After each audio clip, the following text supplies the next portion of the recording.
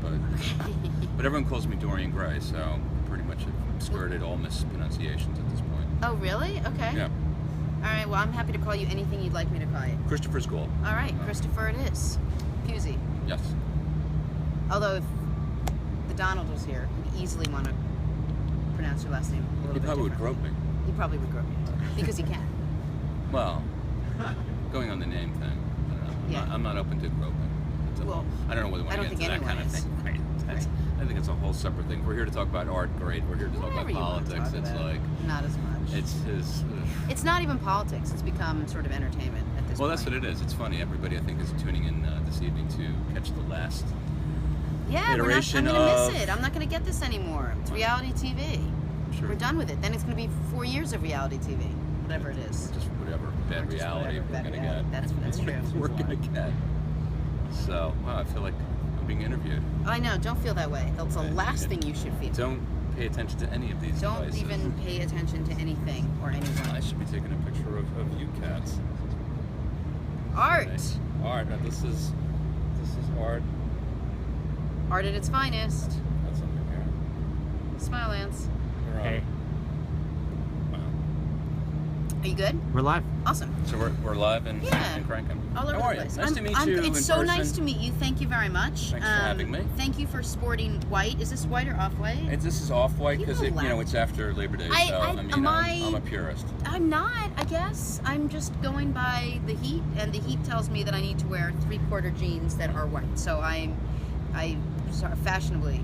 I incorrect skipped at all the times. socks, but I brought the Can you fun just shoes. look at the funky shoes? Are we having fun here or what? Those are fantastic. You did that on purpose, or did it start off as a mistake? and you It went actually with started off as a trip, and then I was just like, what the you know what? And I just What color were they originally? Tan? Yeah, off-white.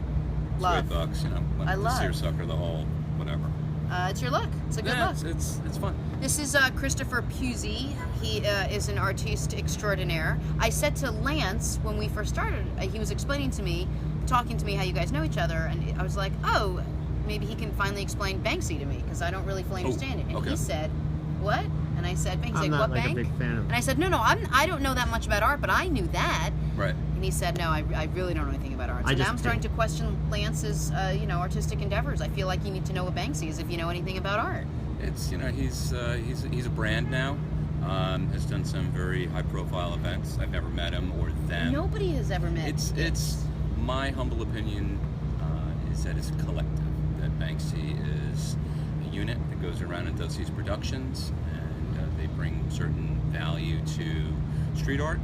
And a very savvy marketing team. And they know how to place their projects so they get maximum force and attention. Right. And they release artwork around that, and it's done incredibly well. It's from the street to commodified. I mean, they go for auction, they sell for thousands, if not hundreds of thousands of dollars, depending on the pieces and condition and all that. So, How do you know what is there something that to make you know that it's Banksy? I mean, how does it? yeah, well, How do you know you're buying a Banksy piece? again, as part of the whole clever approach they've done, they have a vetting and an authentication process. Their team that does it is called Pest Control, and what Pest Control does is essentially authenticates them. And the last document I saw was literally a British pound note torn in half. Half of it goes on the back of the piece, and the other half is kept by Pest Control, and they match it. If the serial numbers match, you've got a kosher piece. There may be pieces that were done on the street that get authenticated through different channels. They didn't get to have currency attached to them or half a currency. So anyway, so that's it. It's a certificate of authentication. Okay. Typically is what people request from a gallery such as Dorian Gray. They'll be like, hey, we just bought this piece from you. Give us what's called a COA. The COA states that it's this piece, this size, this edition number, or this medium, or whatever, signed by somebody that has a good signature or not, and it's kosher. Okay. So to speak. It looks like it leaves a lot of room for error with that whole process. Well, with the COA, if I did a show recently with an English street artist named Stick. As simple as his figures are, these stick figures, and there's a global demand for it. But when we released the edition, my gallery provided a COA with everyone, so as they go into the secondary market and get retraded and resold, and their values, kind of climb up there. People want to know that whatever they're buying has a COA, and the COA was from Dorian Gray. Okay. In that case. What is street art? How would you really define street art? it's become this sort of pan phrase that incorporates a lot of things. I mean, fundamentally, street art is art that's basically done on the street, for the street, meant to be on the street. I mean, that's the real core definition of it. But Do you mean like graffiti? well, graffiti again is sort of in that nebulous area, because graffiti initially came out as a way for young adults, kids, whatever, to express themselves and create like an identity on the street. Right. Where, this is pre-social media and all this fun stuff. This was, you went out there and you came up with a name, like a nickname or a pseudonym, and maybe a series of numbers that would relate to what street you lived on, and you'd go and you'd mark trains or walls or whatever, and people would know that you were there. It was kind of like your way of marking a territory. There were gangs or crews that would go around and do these things and sneak into the train yards and stuff. But a lot of that started off as just these tags, which was more scrawl, which is more graffiti, which would definitely categorize as vandalism, if you would, in the 60s and 70s. Okay. Out of that, guys with talent started to say, hey, you know what, I can do more than just write my name, I can create a little piece of artwork. So then they would do that, and it sort of evolved, and that became art that was on the street, or street art. And then it got to a point where it's like, well, you can't just paint a train, because there's no way to everybody to really appreciate it.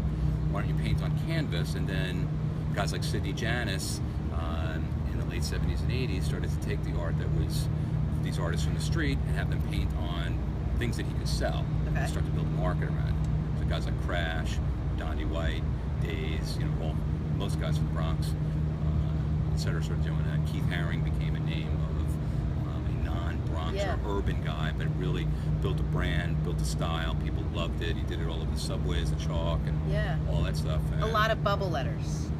well, Keith Haring was figures, these kind of... Keith Haring was, but the graffiti was a lot of bubble letters, I found. Yeah, there's a lot of the guys that do that. There's still guys that do that. Guys like Cope, too, who do that. Still kind of tags.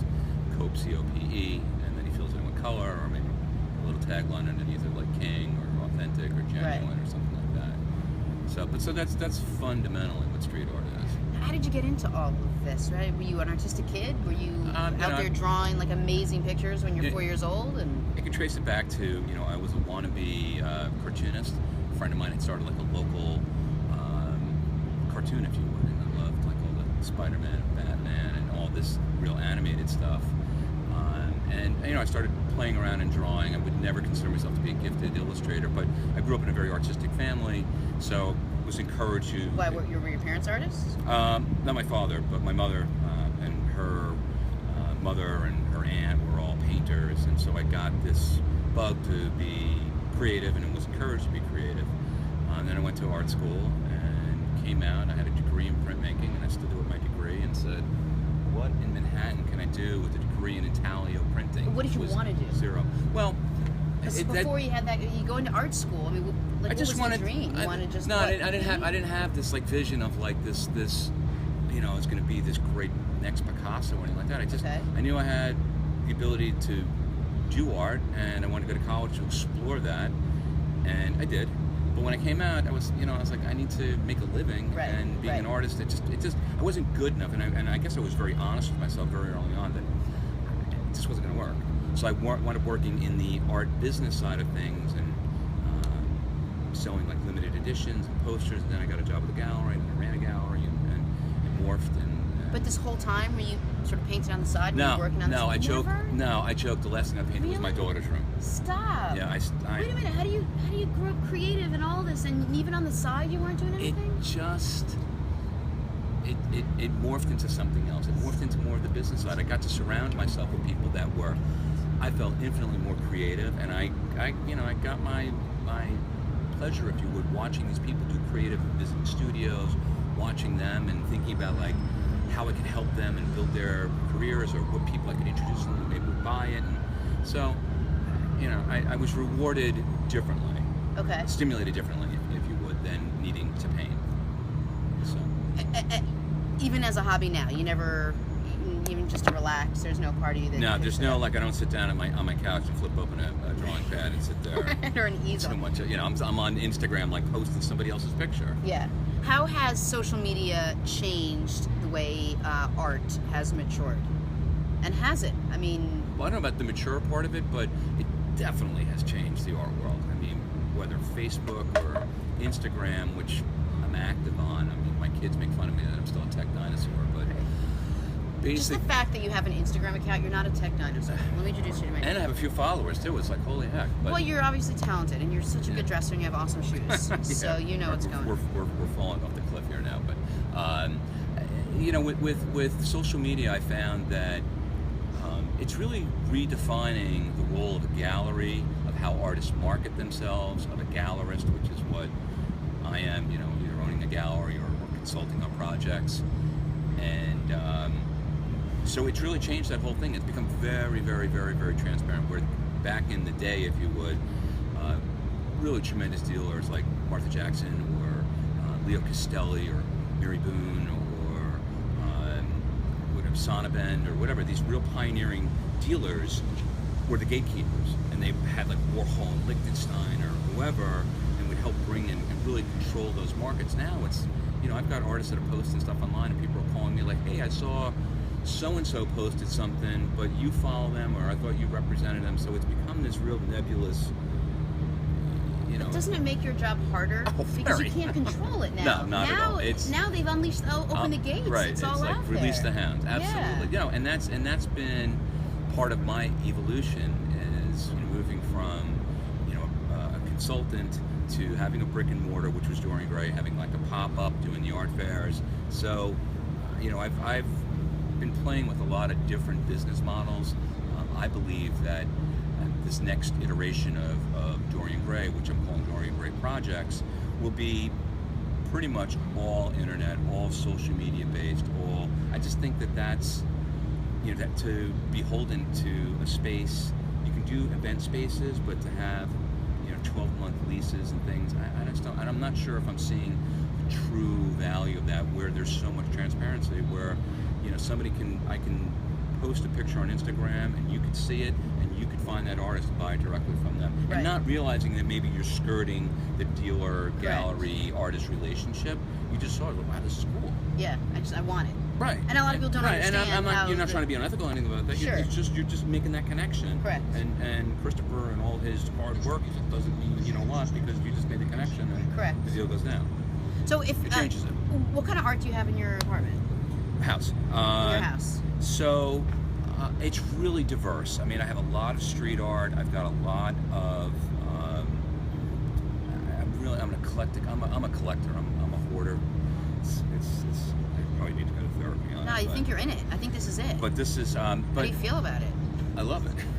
I love it because I just see stuff and it's like I want it, and that has times has presented a problem where I bought things, whether it was for the gallery or whatever, and then trying to sell it. Sometimes it's like, you know, parting with it. It's like, oh, I really like it. I really don't want to sell it. And it's, Right. you know, it's business. I got to sell it. I got to, you know, bills, Right. whatever.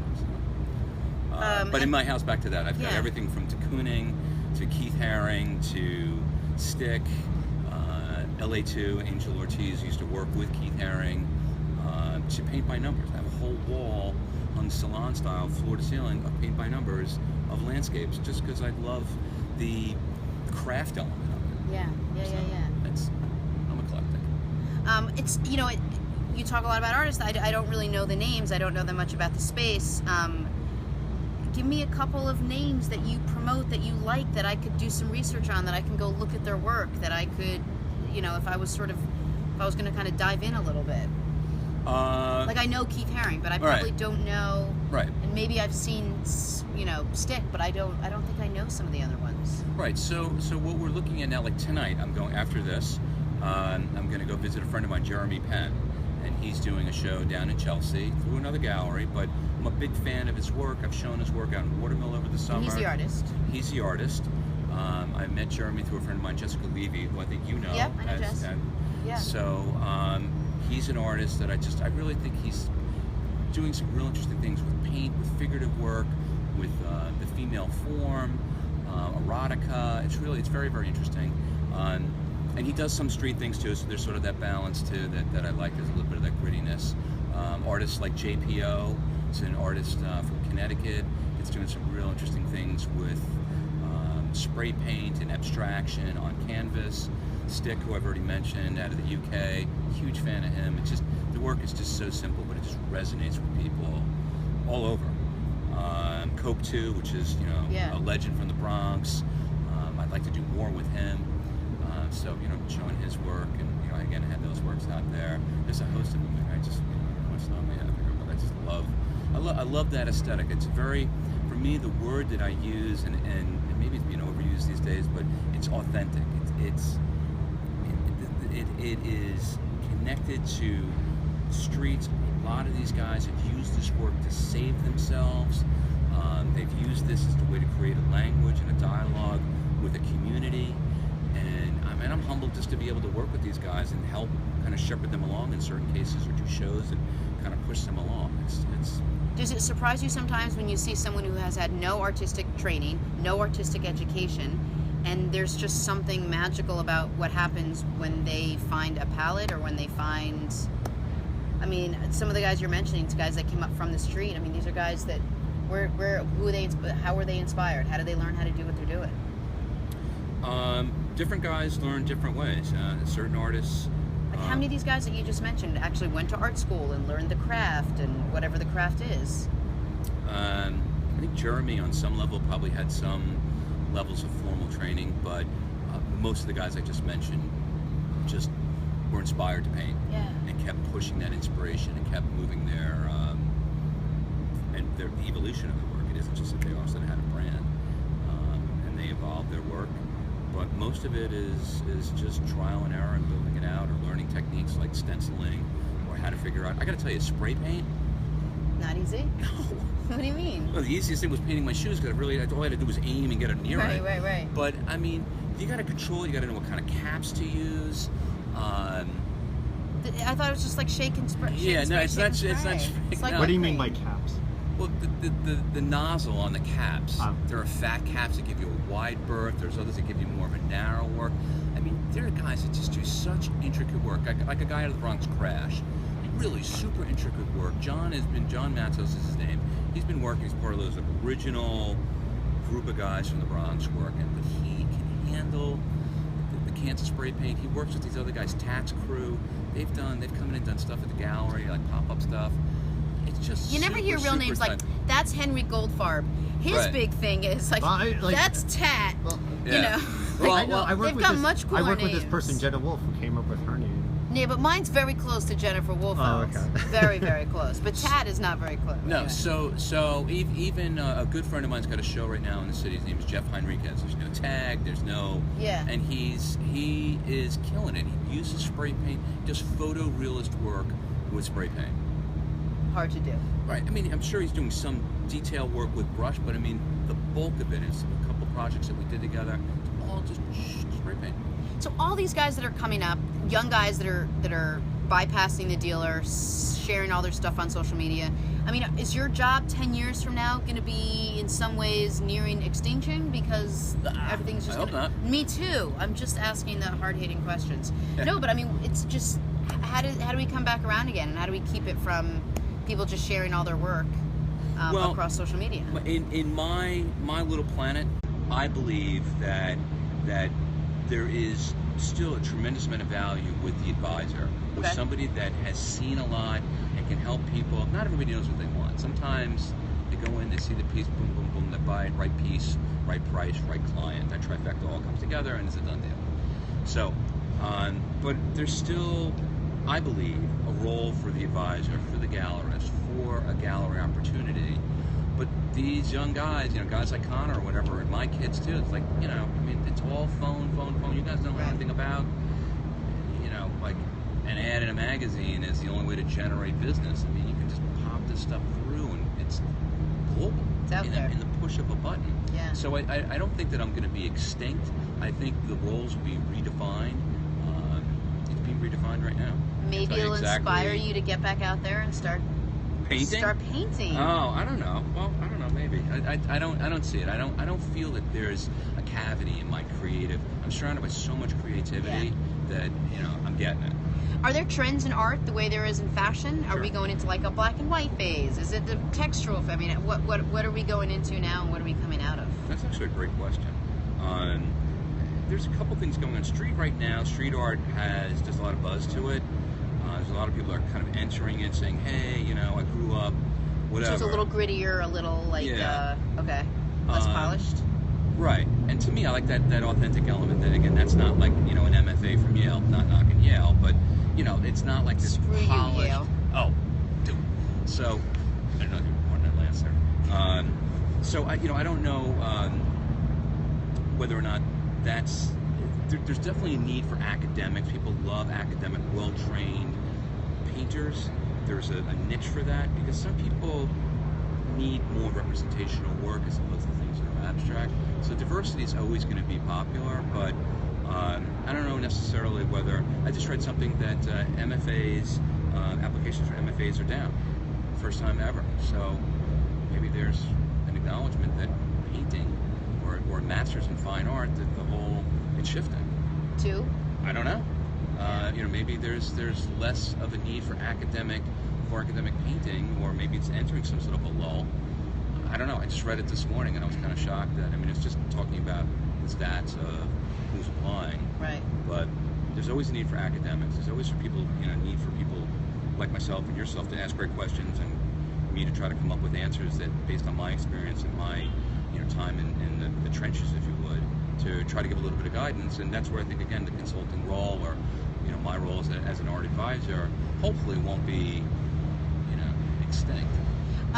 This is a purely personal question because I'm fascinated by, I don't even know if you'll be able to answer this. I'm fascinated by these incredibly intricate and well-planned art heists, right? No, I'm fascinated by it because you walk into these galleries, and I've never seen levels of security sometimes with some of these things, or museums. When they have these like rotating pieces of art that come through. I've never seen anything like it. It's within walls and walls and walls, and then all of a sudden you hear like, oh, the French pulled off the most unbelievable heist and walked away with $30 million worth of art. Right. Like, I'm sort of shell shocked by it all. But I guess that's in a completely different like stratosphere. Well, I'll touch on it only for one thing: is that my understanding of the criminal element, the underworld, is that there are probably people that have more money than they can physically move.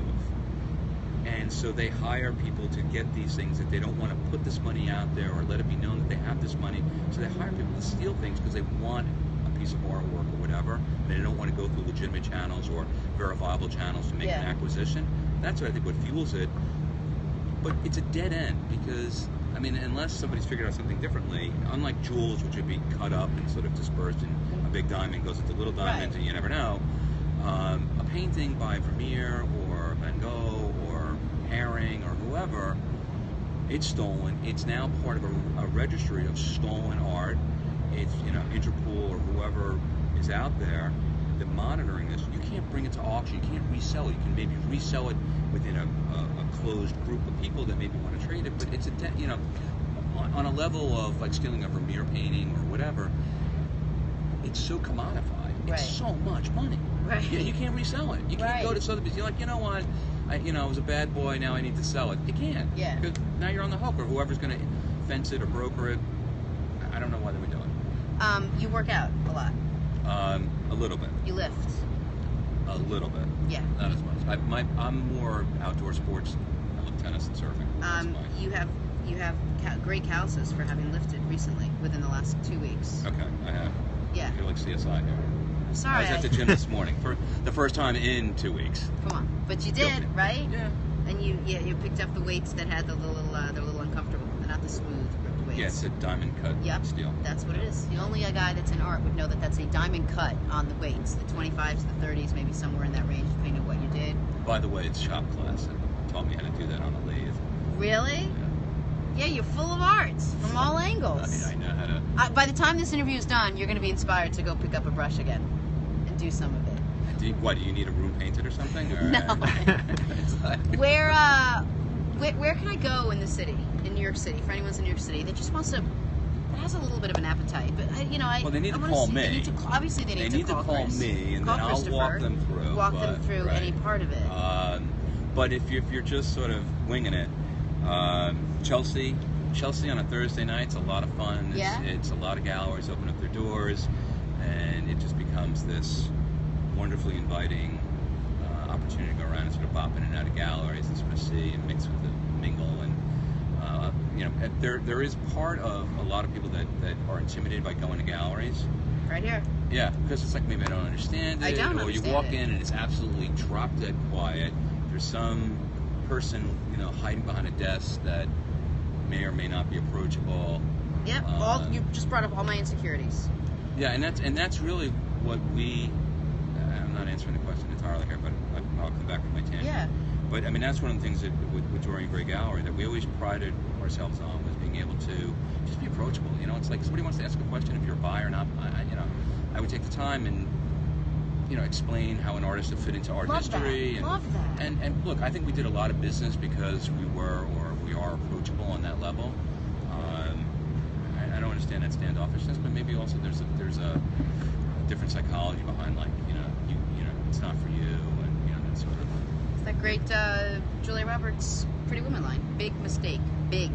Huge. I just bought $30 million of art next door, but thanks a lot for being a bitch to me. That's great. Really appreciate that. Right. I'm not going to buy $30 million worth of art, so that's never going to happen. So Whatever you need, let me know. Yeah. But what about the relationship between galleries and museums? How does that work?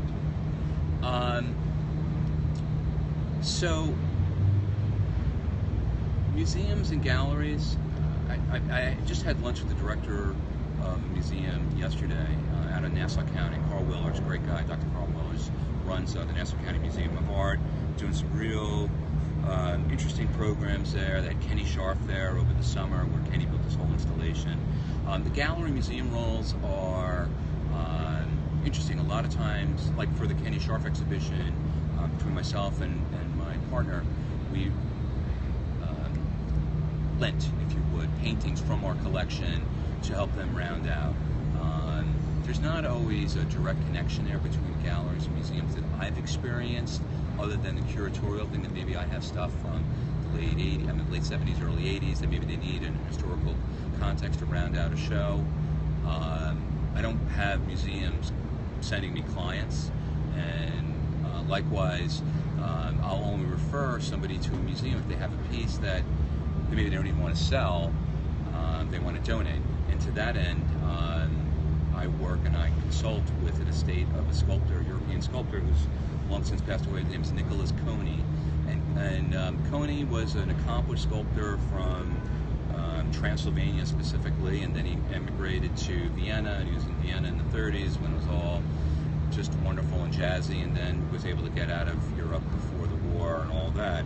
But Coney built this huge estate of drawings and sculpture and figurative sculpture and modernist works, and we're looking to do a book on his work. We're looking to have it as part of a museum show, and so that's the type of thing too, where you can reach out to museums saying, hey, I need a little bit of guidance, which is very helpful, that they may know someone like a docent or a collector or somebody that wants to write a dissertation on sculpture, and that can help you sort of guide and work. So there are relationships there, but I'm in the commerce end of it too. I mean, as much as I love the art too, it's a biz, and the business side of things. I mean, with museums, it's unless they're selling something, and they usually have something of value, they call them Sotheby's or one of the big auction houses. How do people find you? How do I get in touch with you? Cell phone. I live on my cell phone. Instagram, which is Dorian Gray NYC. Dorian Gray Gallery at Gmail. Is this a stupid question if I ask you about Dorian Gray? No. Where did that come from? Should I know? I don't know. No. Well, I mean, do you know the story of Dorian Gray? Okay, so no. Okay. So I'm not going to lie to you. I don't. So the sake of Dorian Gray, it was a humorous exchange between my partner and myself. But Dorian Gray is a novel written by Oscar Wilde about essentially an individual who's so vain and so caught up in his looks that he essentially sells his soul to a painting. And with every passing year or heinous act, the painting becomes deformed, disfigured, or ages or something. He remains young and handsome and whatever. And at the end, it's undoing and all that. The humorous side of that, that's kind of, we're both not very pleasant to talk about. The humorous side is that my partner and I, when we opened up Dorian Gray, we had done a few art fairs together, and we said, hey, how cool is this? It's like we're going to get all the consultants that we used to work with back in the 80s in Soho when we were in our prime. We're going to get the band back together, and we'll have a Dorian Gray moment, recapture our youth. So out of that sort of simple conversation.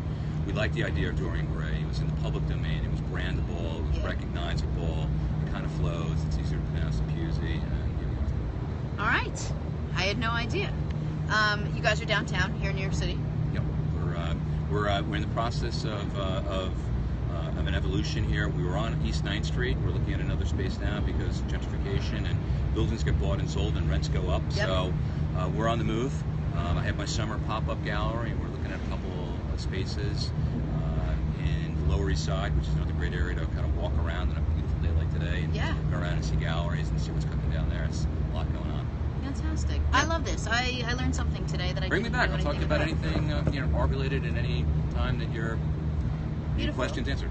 I love it. I have a lot of questions. I don't know that much about art, and Lance is really into art now, so I've been talking to Jessica. Yeah, and we should talk about it offline, but it'd be interesting almost to do like a similar thing. We're talking about the hot girls eating, sort of like recommend a couple pieces, couple places. Like what's going on. Sure. Yeah, I'd love to do that. I'd love to do like set up something. You guys can come in and film and say like these are 3 artists I'm currently working with, or 3 artists I'm having great success with. Yeah, that'd be cool. And feel free to send anybody that you think we should be interviewing.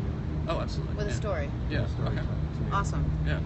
Well, thank you so much, Christopher. This was really nice and pleasant. Yeah, and it's only 108 degrees, so you. I'm sure whatever beads of sweat I'm feeling probably are magnifying there. Yeah, it's all coming. It's all coming out. This is our most brutal day. Today was the hottest day we ever had. Somehow. So welcome to that. To the heat wave. That's really nice. All right, cool. Let's take a break. Yeah, we're gonna take a break. I'm right back. Let's get.